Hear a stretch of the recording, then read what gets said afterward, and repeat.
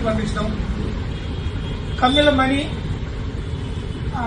ఇంకొక ఆయన Durgaprasad alias DP, వీళ్ళు తాగేసి నా ఇంటి మీదకి రావడం, నా గేట్లు బాధటం, నన్ను సంపేస్తాను పోటీ చేస్తారని చెప్పేసి కౌంటింగ్ అయిన రోజు నుంచి నన్ను మానసికంగా చాలా ఇబ్బంది పెడుతున్నారు. ఈ రోజు కూడా వీళ్ళందరూ 30 మంది నా గేటు ముందు కూర్చుని నన్ను బయటికి వెళ్ళకుండా నా షాపులు కూల్చే వరకు నన్ను బయటకు వస్తే సముద్రాన్ని కొడుతానని చెప్పేసి వీళ్ళందరూ 30 మంది నా గేటు ముందు కూర్చుని నన్ను నానా ఇబ్బందులు పెట్టకంటే నేను 100 కాల్ చేసి పోలీసు వారి రక్షణ కోరగా పోలీసు వారు వచ్చి వారిని తరిపేయడం జరిగింది. నేను బయటికి వెళ్ళేటప్పటికి నా షాప్ అన్ని కూల్చేయడం జరిగింది.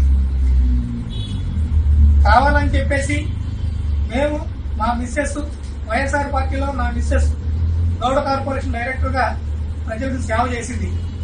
దాన్ని జీర్ణించుకోలేని తెలుగుదేశం పార్టీ నాయకులు కార్యకర్తలు మా మీద రాజకీయ కక్ష సాధింపు చర్యగా నన్ను ఆర్థికంగా ఇబ్బంది పెట్టాలని, నన్ను మానసికంగా కృంగతీయాలనే ఉద్దేశంతో నా మీద వీళ్లు భౌతిక దాడులు చేయడం జరుగుతుంది.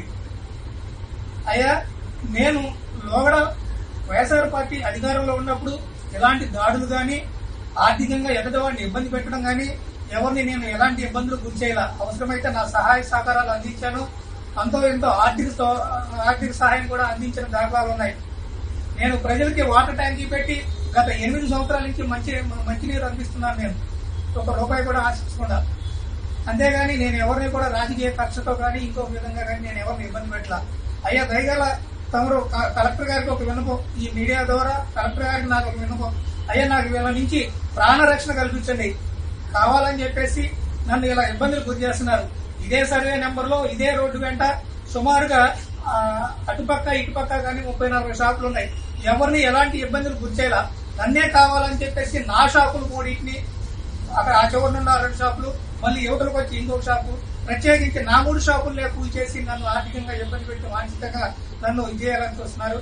నాకేమన్నా జరిగితే ఈ అధికారులే దీని మీద బాధ్యత వహించాల్సి వస్తుందని చెప్పి మీడియా ద్వారా తెలియజేస్తూ కలెక్టర్ గారికి విన్నవించుకోవడం జరుగుతుంది.